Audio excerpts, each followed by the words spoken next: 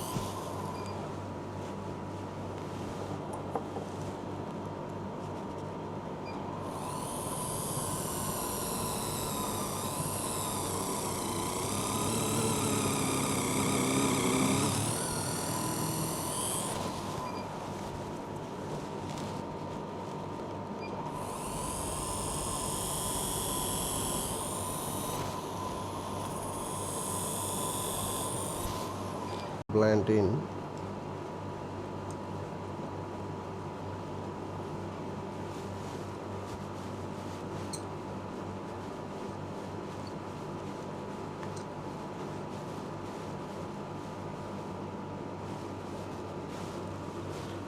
So this single piece implant is placed in upward and backward direction, and so it is jetting out, right? ठीक, clear हो गया? Any doubt? तो हमारे पास अब दो option रह सकते हैं ऐसी सिचुएशन में। एक तो इस इम्प्लांट को हम बेंड कर सकते हैं, और दूसरा क्या है कि यहाँ पे अगर ये डिसइंटीग्रेटेड अबटमेंट वाला होता, यानी 2 पीस, 3 पीस, 4 पीस, राइट, तो हम एक एंगल अबटमेंट या मल्टी यूनिट अबटमेंट यहाँ लगा के इसकी दिशा चेंज कर सकते हैं। क्लियर हो गया? तो 2 सिचुएशन ऐसी हैं जिनके अंदर की हमको इम्प्लांट को 2 पीस बनाने की ज़रूरत पड़ेगी, यानी इम्प्लांट विद डिसइंटीग्रेटेड अबटमेंट की ज़रूरत पड़ेगी। एक सिचुएशन क्या हुई कि जिसमें ये हड्डी में इनिशियल से ही ठीक से स्टेबल नहीं है। दूसरा, angulation of the bone is such कि implant will not in the arch and we will need it, abutment has to be at an angulation. Clear हो गया? ठीक, एनी डाउट? क्लियर होगी बात? मैं फिर से लौट के आ रहा हूँ उसी बात पे ब्रीफ में, ठीक है friends? Single piece implant is a good implant and I say that it is a implant with integrated abutment. इसके साथ स्क्रू लूजनिंग की प्रॉब्लम नहीं होगी, this is merit of this implant, right? लेकिन सिंगल पीस इम्प्लांट के साथ एक problem है कि जब हम इम्प्लांट बोन के अंदर लगा चुके तो एक हिस्सा इसका बाहर ही निकला रहेगा और उस हिस्से के ऊपर लगातार जोर लगेगा, होठ से, गाल से, जीभ से या खाने से। और अगर इम्प्लांट शुरू से ही एकदम अच्छे से स्टेबल नहीं था तो इंटरफेस पे अगर 100 माइक्रोन से ज़्यादा का मूवमेंट हुआ, it will never integrate. This is one point. Second point is कि अगर हमको इस इम्प्लांट को एंगुलेशन पे लगाना हमारी मजबूरी थी और ये इम्प्लांट जैसे यहाँ देख लीजिए, maxillary anterior reason is jetting forward and outwards, downward, and because of that, and अगर ये जो मैक्सिलरी एंटीरियर रीजन में बहुत बार बोन बहुत पतली होती है और एट्रोफी रहती है, तो हमको इम्प्लांट को डायरेक्ट करना पड़ता है अपवर्ड बैकवर्ड। तो जो अपवर्ड बैकवर्ड डायरेक्ट किए तो इसकी जो अबटमेंट है वो इस तरीके से बाहर को जेट कर सकती है।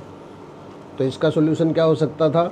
अगर डिसइंटीग्रेटेड अबटमेंट वाला इम्प्लांट रहता तो हम एक एंगल अबटमेंट लगा सकते थे। ऐसे में भी हम इस अबटमेंट को बेंड कर सकते हैं, लेकिन बेंडिंग ऑफ अबटमेंट में not be always possible, specially जब ये ऊपर में हड्डी जो है बहुत नरम हो।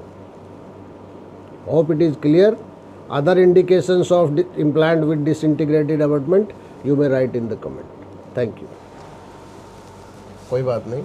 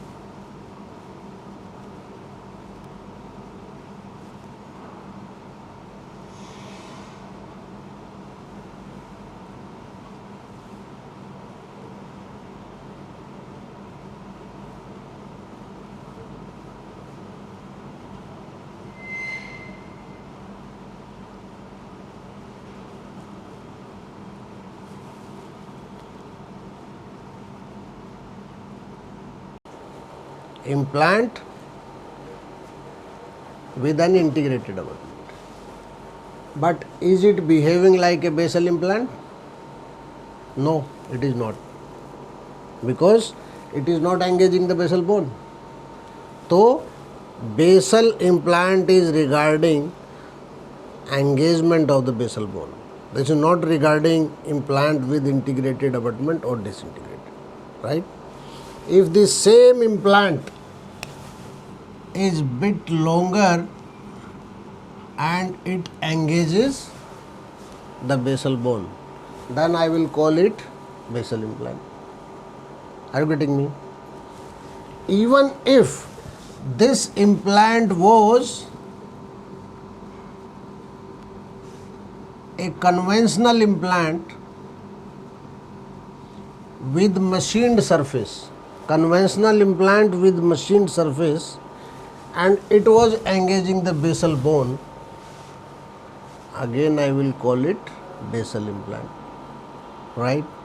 So basal or cortical implant is regarding engagement of basal bone or cortical bone, and it is not regarding 1 piece, 2 piece or 3 piece implant, right? Thank you. This implant at an angulation can be bent like this. This is being bent.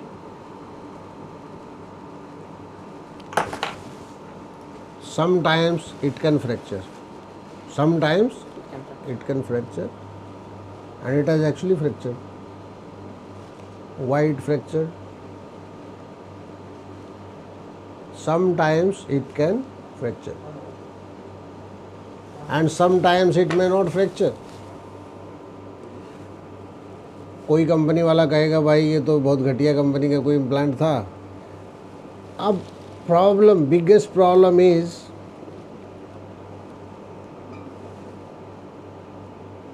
Failure is reported to the minimal. किसी के implant में क्या खराबियां आ गई, किसी के prosthesis में क्या खराबियां आ गई, ये तो कोई छापता ही नहीं लिटरेचर में. बहुत कम लोग ऐसे हैं जिन्होंने एलिमेंट्स और फेलियर्स को पब्लिश किया है.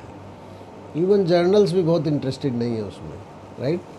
तो ये हमको देखना है कि प्रॉब्लम बेंडिंग के साथ है. मोर ओवर बेंडिंग के साथ और क्या प्रॉब्लम है?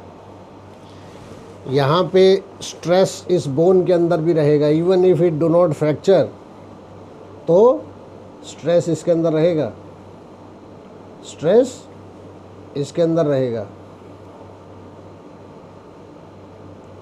इवन अगर कोई वायर है, उसको मैंने 10 बार एक जगह से बेंड किया या एक बार भी बेंड किया, तो जो बेंट एरिया है उसके अंदर हमेशा ही स्ट्रेस होता है as compare to another area.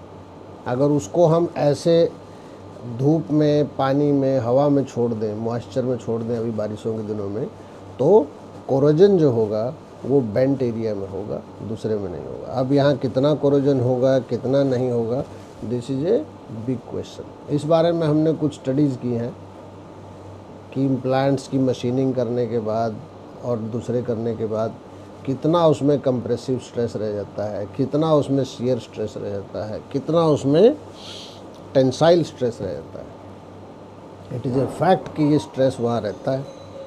It is a fact कि ये कोरोजन को इन्फ्लुएंस करता है. इट इज़ ए फैक्ट कि ये मटेरियल ऑस्टियोब्लास्ट की प्रोलिफरेशन को इन्फ्लुएंस करता है, ऑस्टियोब्लास्ट की अटैचमेंट, स्प्रेडिंग, मैचुरेशन और वहाँ के पूरे एनवायरनमेंट को इन्फ्लुएंस करता है. Thank you.